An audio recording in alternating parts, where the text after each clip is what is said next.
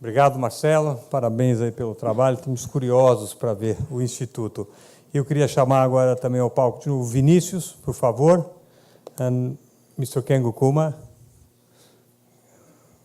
Mr. Kengo Kuma, please come up. Yes, again. E eu queria agora, para fazer a mediação dessa conversa, eu vou convidar ao palco o jornalista Raul Justi Lores, que é repórter especial e colunista do jornal Folha de São Paulo, já foi correspondente em Washington, Pequim e Buenos Aires, e é editor do Caderno Mercado e um grande conhecedor e apaixonado da arquitetura e do urbanismo. Raul, seja bem-vindo.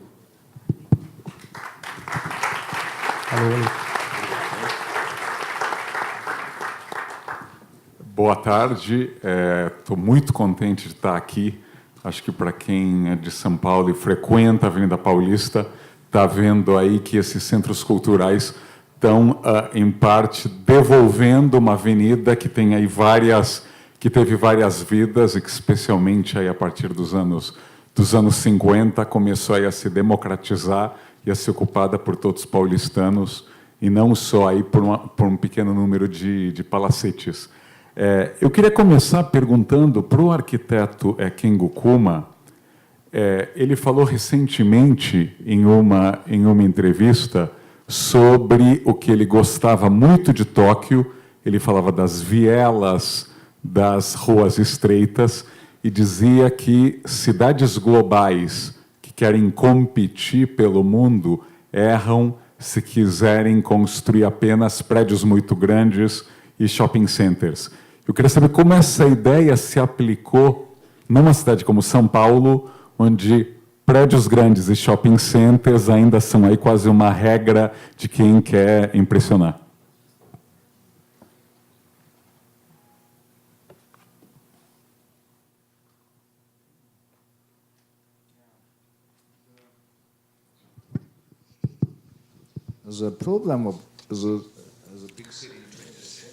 O problema de uma cidade grande no século XX é o volume. Volume muito grande significa que, quando tem um volume, os prédios altos e os shoppings, por exemplo, são volumes imensos. Agora, eu fiz um projeto na China e as pessoas acreditam que o que tem valor é um volume, mas, na verdade, de acordo com a minha experiência,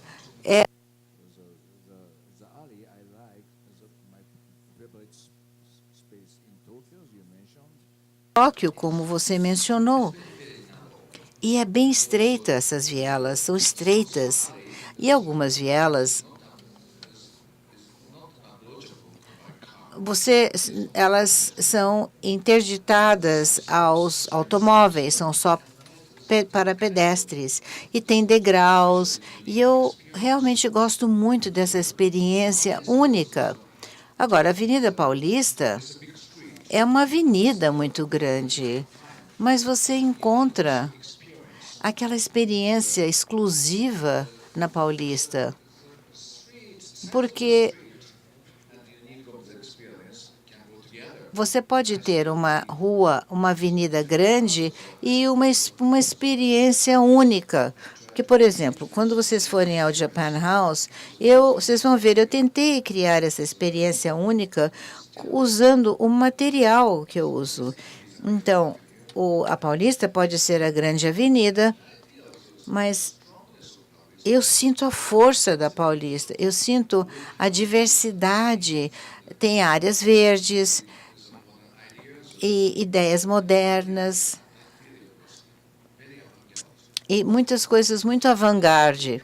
Então, a combinação de tudo isso poderá se tornar uma avenida do mundo, pode ser a avenida mais importante do mundo, com todos esses aspectos diversos. Ele contou aí tão bem a história da avenida, justamente quando ele fala aí da migração da Paulista para a Brigadeiro Faria Lima, depois para a Berrini, especialmente de grandes empresas, ou seja, ainda há um certo espaço na avenida, vários prédios comerciais com andares vazios, alguns antigos e outros bastante novos, que foram construídos aí na época do boom, e tem vários andares vazios. O que você vê aí no futuro próximo sobre essa nova ocupação desse espaço numa avenida aí que tem tanta frequência, tanta gente? Bom, eu acho, Raul, que tem duas coisas. Uma certa vacância faz parte do nosso sistema, né? Ele se equilibra tendo como premissa de que haverá sempre alguma vacância. O que eu vejo, no caso da Paulista, é uma transformação muito grande da atividade e do que ela significa como espaço público. E imagino que isso tem uma influência direta na atratividade dos imóveis que estão aí, sejam eles novos imóveis, imóveis antigos, etc. Existe o que eu percebo, por exemplo, mas isso é uma percepção bastante pessoal, não é com base em nenhum levantamento mais responsável. É um interesse, um aumento do interesse, de novo, um resgate de gente que quer morar na Avenida Paulista, né? Tem um movimento considerável de estudantes, sobretudo estudantes que vêm do interior e que antes procuravam os lugares, os bairros residenciais. Eu sei, hoje, esses estudantes primeiro tentam na Paulista. E como existe uma certa oferta de imóveis já velhinhos e não tão valorizados, segundo os critérios de mercado, existe espaço para isso. Esse é um movimento que eu acho muito interessante. Quer dizer, que os estudantes aqueles dividem apartamentos enormes, a tal da República, mas, digamos, com uma nova versão, que estão ocupando esse espaço. Isso me faz pensar como um ciclo virtuoso tende a trazer cada vez mais fatos que fazem com que ele seja ainda melhor, porque essa juventude, esses estudantes que vêm para a Avenida Paulista, eles trazem um tipo de vida, um tipo de atividade, de dinâmica na avenida que só vão dar mais vitalidade e interesse para elas, né? E, principalmente no contraturno, né? À noite é essa turma que está aí. A estudantada hoje curte vir para a Avenida Paulista, tem uma série de barzinhos nas travessas também. Acho que esse é um movimento que pode ser muito interessante, a gente ter de forma indireta um adensamento residencial ali, principalmente por conta dos jovens que tem uma influência muito grande do papel que a Paulista representa hoje para esses jovens. Eu acho que isso acaba sendo um atrativo que não foi muito previsto, mas que vai acabar transformando um pouco esse mercado residencial. Perfeito. Aliás, os dois últimos grandes prédios residenciais da Avenida Paulista são do início dos anos 60. Um está do lado do IMS e outro está aqui pertinho, que é o Rainha Elizabeth. Se a gente está falando aí de 50 anos, que basicamente ninguém construiu apartamentos na própria avenida. Eu queria perguntar para o Marcelo Moretin, ainda nessa linha, o que você acha que falta hoje na avenida? A gente está todo mundo falando que a avenida é o máximo, acho que aí há um consenso, mas jornalista gosta de conflito. O que há de errado na avenida? O que falta? Olha, ela é bem completa, né? Talvez eu acho que a avenida já está começando, talvez, a sofrer um pouquinho da síndrome do sucesso, né? Então, por um lado, né, eu diria que e é natural. Eu não acho que isso não é um problema, mas aos poucos eu acho que vai haver um equilíbrio um pouco maior, né, entre, digamos, toda essa oferta que está sendo muito bem aproveitada, né, e um certo contraponto para uma vida mais do dia a dia, que daí sim, eu vou dizer o que eu acho que falta mais justamente habitação, falta mais, né, se a gente conseguir trazer mais pessoas para habitar a Paulista, uma espécie de demanda, né? A Paulista ela talvez funcione muito na exceção, né? Então ela é local de manifestação, um dia sim, um dia não, é local de grandes afluxos de pessoas, né? Você tem todos os centros culturais agora. Quer dizer, um pouco de vida normal, eu acho que vai fazer bem à avenida, né? Eu acho que isso vai se conquistar com um certo reequilíbrio que é natural desses processos e na hora que mais pessoas vierem morar na avenida. Então, talvez não, certamente o que falta é um pouco mais de moradia. Há várias perguntas aqui para o arquiteto Kengo Kuma, sobre como a madeira foi tratada para que ela sobreviva, ou seja, bem mantida ao clima tropical. Eu queria acrescentar também o porquê a sua crítica ao concreto e porque no século XXI, as nossas necessidades, o concreto não seria mais tão importante. As a concrete was invented in 19th century. Mainly the 20th century, most of the buildings were made by concrete. Certo. Uma coisa eu devo dizer, que o concreto destruiu a cultura de uso de materiais locais e construções locais. Antes do concreto, cada lugar tinha o seu próprio método, trabalhando sempre com materiais locais. No Japão, era a madeira. A madeira no Japão tem uma longa história de uso na construção. No século XX, o que nós observamos, e mesmo o Instituto de Arquitetos Japoneses, eles tiveram uma reunião, e a conclusão desta reunião é: vamos evitar a madeira. Isso foi em 1950 e alguma coisa. Mas, por sorte, nós ainda temos esses artesãos, esses carpinteiros, marceneiros muito habilidosos, e nós tivemos muita sorte de poder usar essa madeira. Agora, o tratamento precisa ser feito para usar a madeira na cidade. O tratamento que nós fazemos é para ser resistente a incêndio e também para aumentar a durabilidade. E em 20 anos houve muito desenvolvimento quanto ao uso da madeira. E também o CLT, que é a madeira laminada, e nós podemos, então, fazer edificações mais altas, todas de madeira. Então, essa tecnologia que fez sobreviver a madeira para edificações. E se nós compararmos os materiais concreto e madeira, a vida no concreto não é tão longa quanto a da madeira, porque o concreto há um destino do concreto, são as rachaduras. Quando há rachaduras, começa a entrar água e várias situações negativas ocorrem.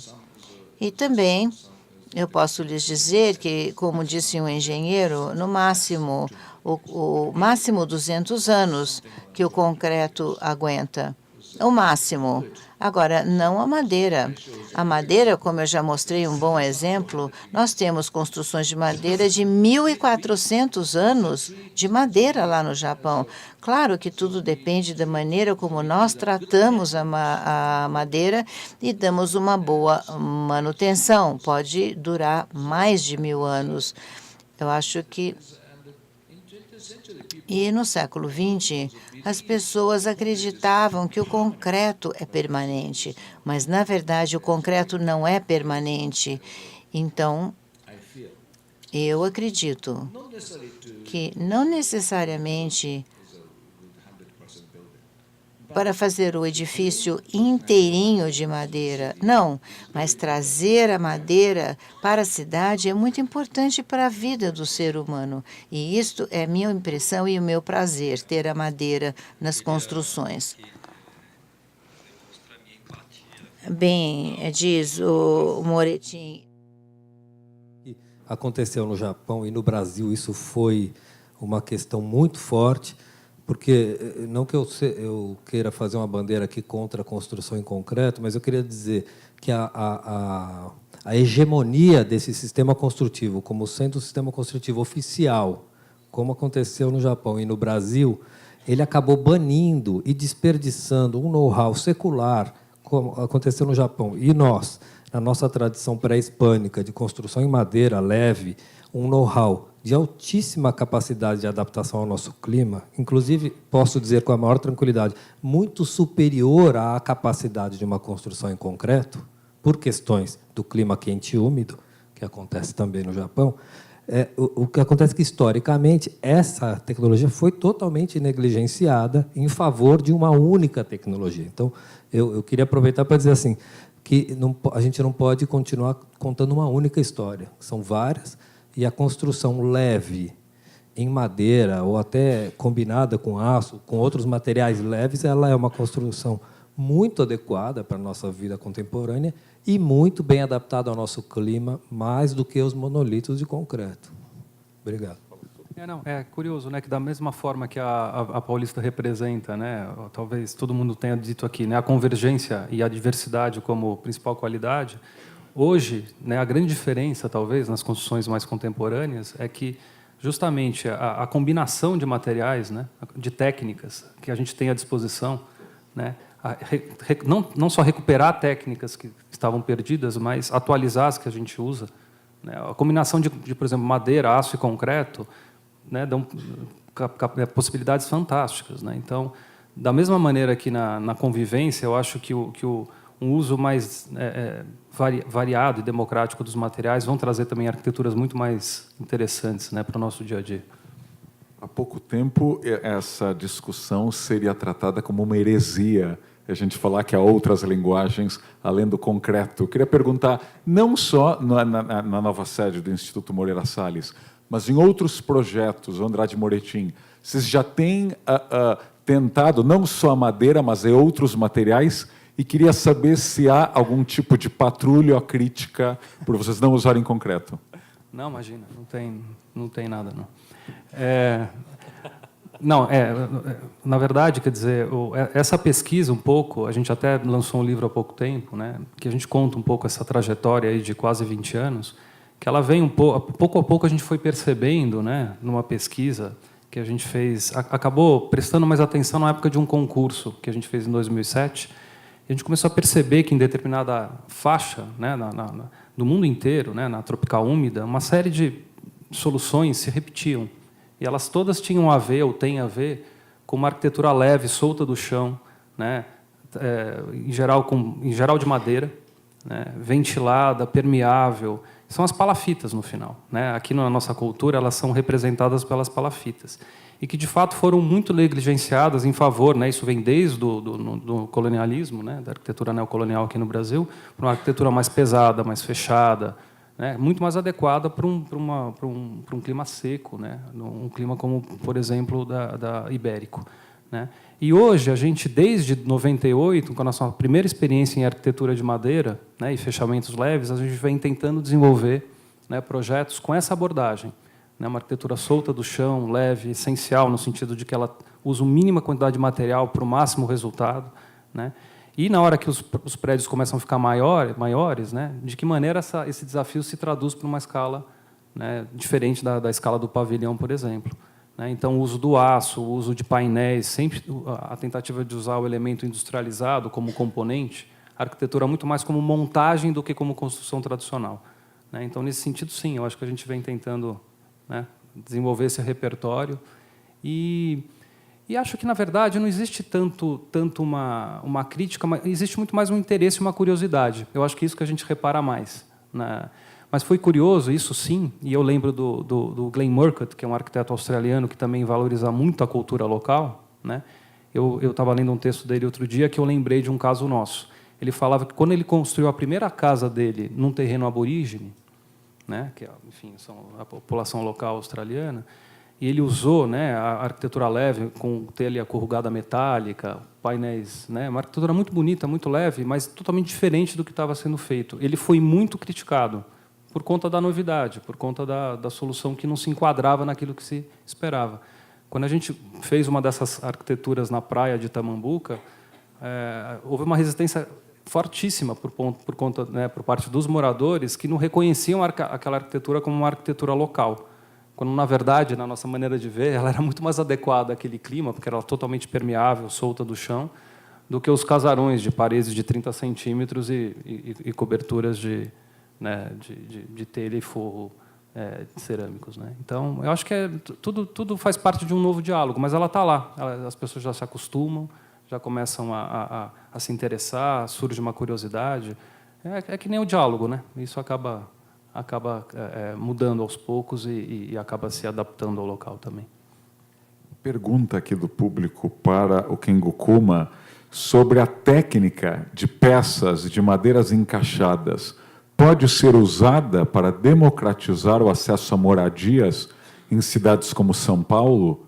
Eu acrescentaria, essa técnica é muito cara, ou seja, a gente viu que artesãos técnicos vieram do Japão. Como daria, ou seja, para aumentar a escala, aí já sonhando, para responder a pergunta da plateia? This is possible. Yes, I try to use wood. As a good thing of wood is a range of price. Uma coisa interessante é a faixa de preços. Os materiais como o hinoki que nós usamos para casas é um dos melhores, uma das melhores madeiras. E os templos também estão usando essa madeira. Historicamente, o hinoki foi utilizado para os templos, devido à beleza e ao perfume. Não é barato. É caro. Mas, em comparação com aquele trailer, aquele trailer de madeira, nós fizemos com larch, que é uma madeira que provavelmente está disponível também na América do Sul, que é um material bastante barato. O folhado de larch é muito barato. Por exemplo, aquela casa custa 3 milhões de ienes japoneses, o que é bastante barato. É quase o mesmo preço que uma casa, um trailer de metal. E tem madeira para exterior e para interior também. É uma casa de baixa renda. Pode ser feita, para alguém de baixa renda, pode ser feita de madeira. Eu não estou falando assim daquela loja, daquela rua de lojas de comércio que eu mostrei, mas nós trabalhamos ali com os artesãos locais e com madeira vindo de perto. Era um projeto de reconstrução de uma área devastada e, nesses casos, o orçamento é muito limitado. Mas, ainda assim, nós podemos usar o material local. Vinícius. Negociação. A gente viu que a Avenida Paulista foi mudando aí a cada década, ou seja, de ser um lugar exclusivo de palacetes, onde os donos dos palacetes não criam comércio, até eles próprios irem atrás do mercado imobiliário, quando os herdeiros começaram a brigar muito e a querer monetizar aí os terrenos valorizados. Nos últimos anos, eu diria, pelo menos desde 2013, depois, claro, do sucesso da Parada Gay, do sucesso do Réveillon na Paulista, apesar de ser uma cidade policêntrica, a Avenida Paulista virou o centro de manifestações, protestos, etc. Eu queria te perguntar como você vê, ou seja, há aí uma tensão de, quando a avenida é fechada, seja pelo pessoal que pede uma intervenção militar, seja as pessoas que ficam na frente do prédio da presidência. Aliás, algo que a gente não comentou, né? A presidência da República em São Paulo também fica na Paulista. Então, qualquer presidente ali é o lugar certo para se protestar. Você acha que faria parte de ser uma vítima do sucesso o caso da avenida, com tantos moradores, tanta gente trabalhando, que às vezes ela de segunda a sexta ela pode ficar fechada? Boa. Só para começar do fim para o começo, além da presidência, tem um número de consulados aqui, que eu não sei, são 14 consulados, 14 países diferentes. Então, dá para reclamar em várias línguas aqui, né? Eu acho, Raul, eu diria que são duas coisas. Acho que como espaço da visibilidade, né, a Paulista, assim, realmente, São Paulo é policêntrico, não tem dúvida, mas normalmente as cidades elegem o seu palco, o seu espaço da visibilidade, né? Portanto, consequentemente, o espaço da manifestação, da reclamação, etc., da comemoração, né? Corinthians talvez seja campeão, aí você vai ver, vai encher a avenida. Então, eu acho que isso é um processo mais ou menos regular desde a história, desde o tempo das ágoras, né? A gente tem a Avenida Paulista nesse momento como a nossa ágora, é ali que vai acontecer as coisas. E é por isso que eu acho que é extremamente natural, é totalmente natural que seja o espaço da negociação. E essa negociação é mais uma prática urbana contemporânea que a gente precisa praticar. Acho que em São Paulo foi historicamente muito pouco praticada. E talvez até a gente, como paulistano histórico, tenha alguma dificuldade em praticar essa modalidade por não ter praticado historicamente. Acho que existe também uma negociação importante daqueles que são os moradores, né, da avenida, e que o cara quer sair, tem movimento, e isso envolve uma negociação que passa tanto de cidadão para a sociedade civil, quanto para as instituições que são responsáveis pela liberação ou não da avenida. Eu acho que isso tudo é positivo. Não vejo isso como um déficit ou uma deficiência ou um efeito negativo do sucesso. Na verdade, a Avenida Paulista está sendo, não é à toa que nós estamos aqui falando dela, né, o nosso melhor laboratório de urbanismo ou urbanidade, talvez desde que São Paulo foi fundada, né, pela segunda vez, quando criou o segundo Centro Velho, porque antes tínhamos o pátio do colégio, né? E acho que é ótimo que isso esteja acontecendo. Eu acho que se a gente vai repercutir tanto tudo que acontece aqui, é excelente que ela seja o lugar do conflito e da negociação, porque o conflito faz parte da vida cotidiana. O que a gente tem que aprender é como lidar com o conflito e não evitá-lo. Resumindo, né, eu vejo tudo isso de uma forma bem positiva. Marcelo Moretin, desde os anos 70, a gente tem usado vários exemplos dos anos 50, ou início dos 60, Conjunto Nacional, MASP, e depois a gente dá um salto em várias décadas para ir para a Japan House e para o IMS. Há diversos quarteirões da Paulista, onde os prédios têm grade, muro, guarita, são bastante recuados da calçada, não tem loja no térreo. E, por incrível que pareça, se vocês passearem agora pela Paulista, alguns poucos prédios em construção e alguns poucos recém-inaugurados que são iguaizinhos dos anos 70, 80, 90.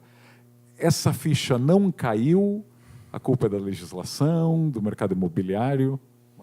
Então, você sabe que São Paulo, eu não sei se alguém já fez isso, mas você consegue contar a história da arquitetura paulista fazendo um paralelo com os planos diretores ou as leis urbanísticas, né, mais do que planos diretores, que regeram cada época. No fundo, os planos desenham. É uma coisa muito importante de se entender isso, porque as normas acabam criando restrições ou incentivos, por outro lado, que levam para uma solução ou para outra. Até os anos 70, né, você tinha condições, e daí óbvio que não é só isso, né, você tinha motivações também da própria sociedade, que criaram, de fato, a melhor arquitetura paulistana foi criada até o final da década de 60. Sem dúvida nenhuma. E não é à toa que você dá os exemplos que você deu por conta disso.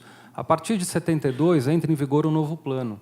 E o plano diretor é um plano que, não vale a pena entrar em muitos detalhes, mas ele sessiona e ele segrega a cidade. Ele obriga o edifício a ir para o meio do lote, ele abole o uso misto, praticamente, né, de todos do dia a dia, né, da encomenda do dia a dia dos arquitetos, dos incorporadores, isso acaba sendo abolido. E por outras razões, né, que não são somente legais, né, a cidade vai para outro caminho, né, começa a entrar a geração dos condomínios fechados, né, coincide um pouco para a migração dos novos centros financeiros, é um momento ruim mesmo, do ponto de vista urbano e arquitetônico.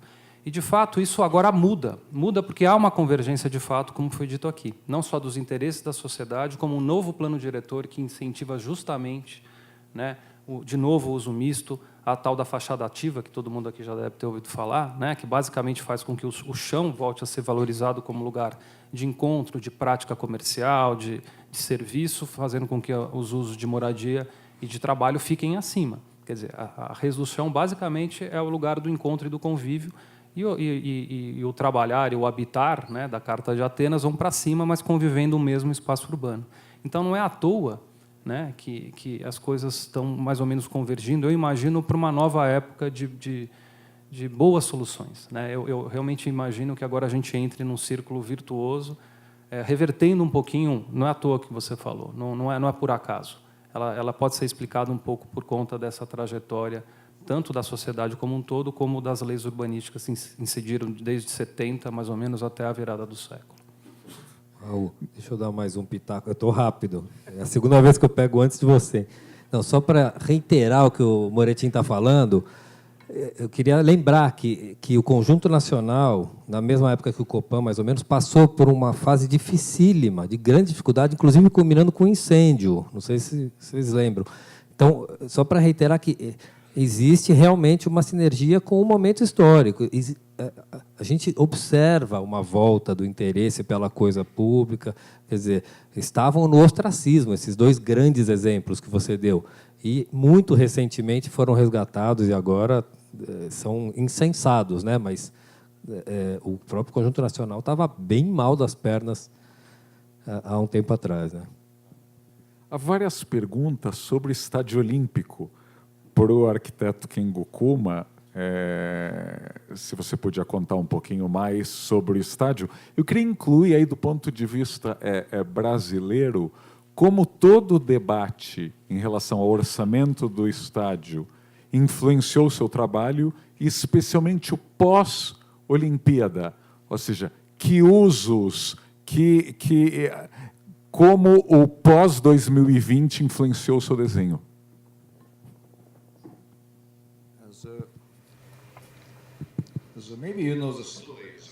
Talvez vocês conheçam a história, não é, de como eu venci o concurso.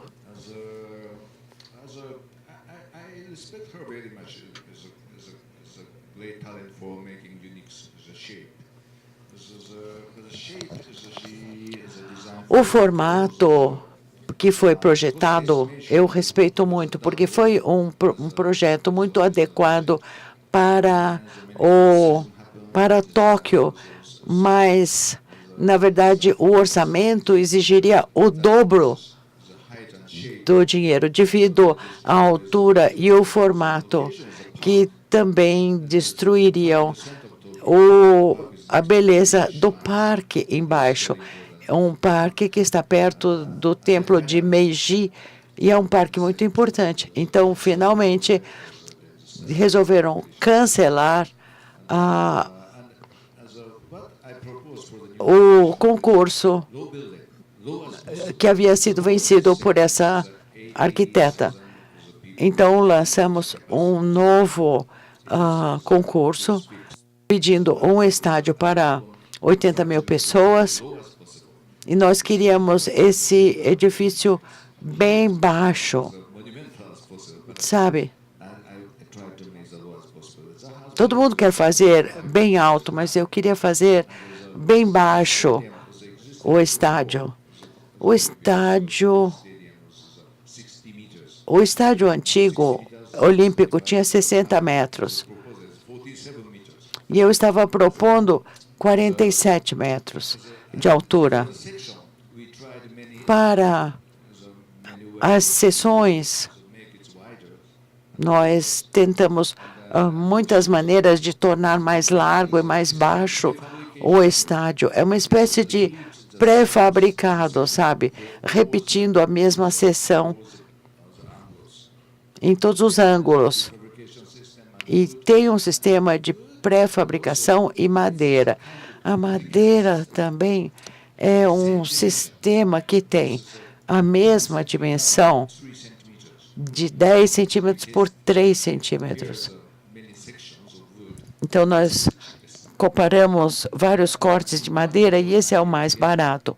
Então, combinando todas essas ideias, finalmente, nós podemos baixar o custo para ele se adaptar ao orçamento. O orçamento é muito importante também para esse período. E as pessoas são as pessoas, sabe, todos os contribuintes ficam sempre observando todos os projetos.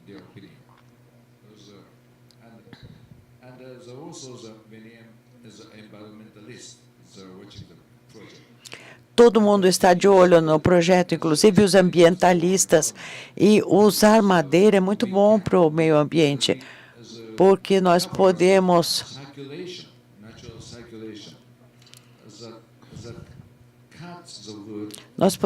promover a circulação natural. Nós cortamos a madeira, usamos e também plantamos nova madeira. Essa circulação é muito boa para o aquecimento global. A vida da madeira é longa, mas com menos de 60 anos, as árvores absorvem o CO2 na atmosfera. Então, elas são muito necessárias para essa circulação. A madeira absorve o CO2. Então, esse tipo de circulação é bom.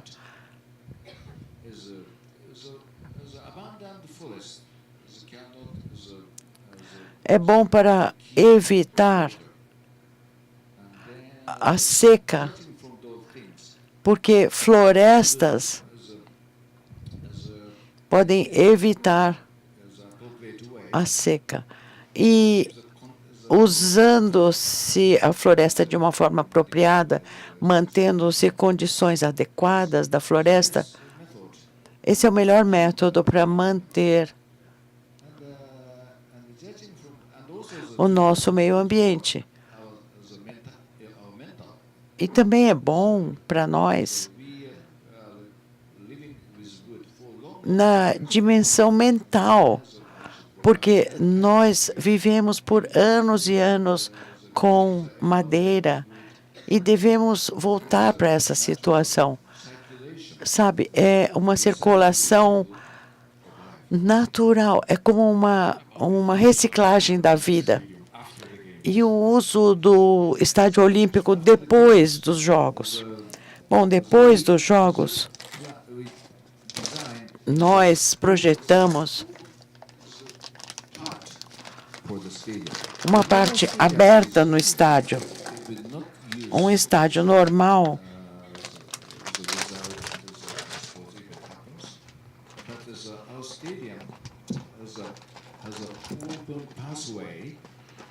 o nosso estádio tem uma passagem aberta, como no teto.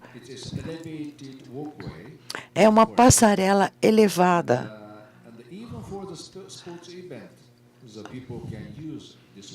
E até mesmo para um evento esportivo, as pessoas podem usar essa passarela elevada por cima da floresta.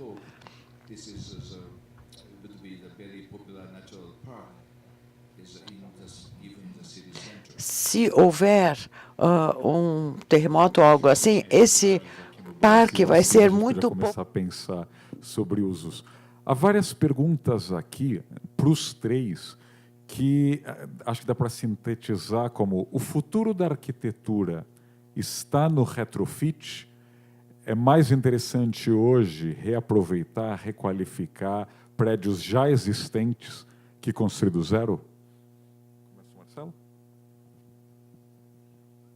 Olha, eu não diria que acho muito forte declarar que o futuro, né, da arquitetura. Eu acho que certamente, se a gente pega aqui, né, toma o Brasil como exemplo, né, que há não muito tempo atrás criamos uma cidade do zero, né, que você tinha muito essa vontade, né, de conquistar territórios, né, criar a partir do zero, de fato, é uma cultura relativamente nova você voltar sua atenção muito mais para requalificar infraestruturas, para a gente pensar de uma maneira mais ampla, já implantadas, do que criar novas. Eu acho que, sem dúvida, faz parte de um novo paradigma. Né? Mas, portanto, sim, né, o retrofit entendido como recuperação, né, e requalificação de edifícios, infraestruturas, lugares que já existem para novos usos, sem dúvida, eu acho que deve ser uma preocupação de arquitetos e gestores. Mas, sem dúvida, a criação de novos edifícios ainda serão necessários. E um pouco o que a Paulista traz como, não novidade, mas chama um pouco a atenção, é o foco cada vez menor, ou não menor, o equilíbrio que tem que se dar tanto muito mais ao uso do espaço, da infraestrutura, do que da sua criação, né? Um pouco, fazendo uma analogia, se preocupar muito mais com software do que com hardware, né?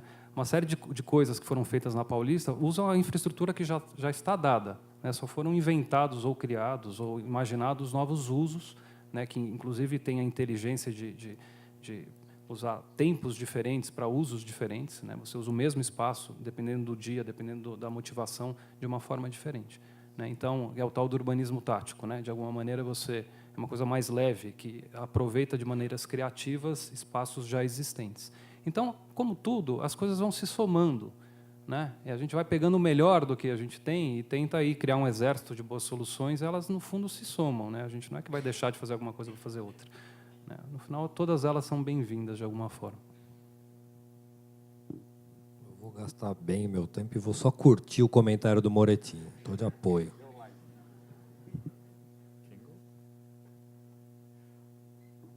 What about retrofit?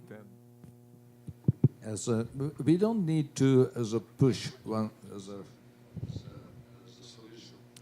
Nós não devemos impor uma solução para todos os projetos, mas eu, pessoalmente, gosto muito de restaurar antigos edifícios, porque podemos combinar a história e o que é novo.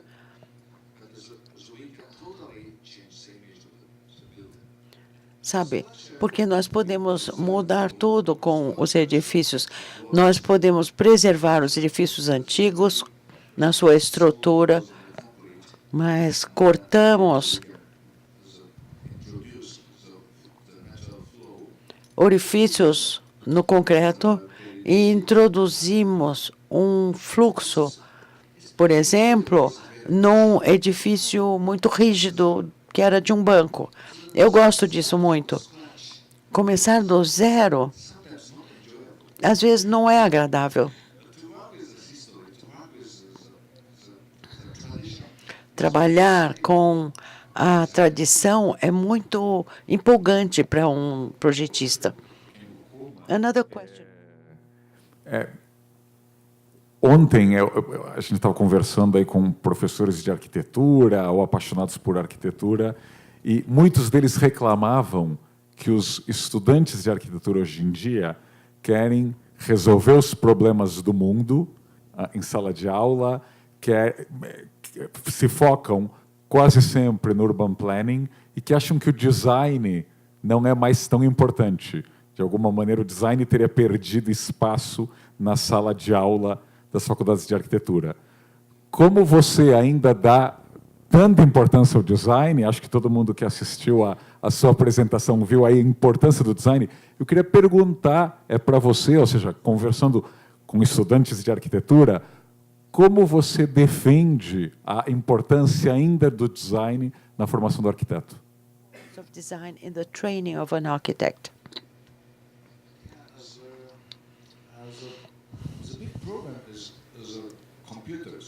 O grande problema foram os computadores. Quando os computadores entraram na educação, as pessoas esqueceram a importância da construção.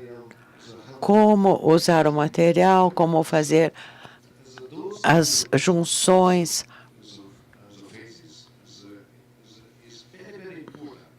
Pensar sobre essas fases é muito importante, é uma das fases mais empolgantes da arquitetura, mas o computador nos fez esquecer esses aspectos importantes. Eu também dou aula no Japão, então o que eu faço na universidade é o seguinte: para fazer um pavilhão com os alunos, é o seguinte: fazer um pavilhão com as mãos é para ser um incentivo e para eles refinarem também o valor do design. Nós também usamos computadores hoje em dia para verificar certas possibilidades de emendas.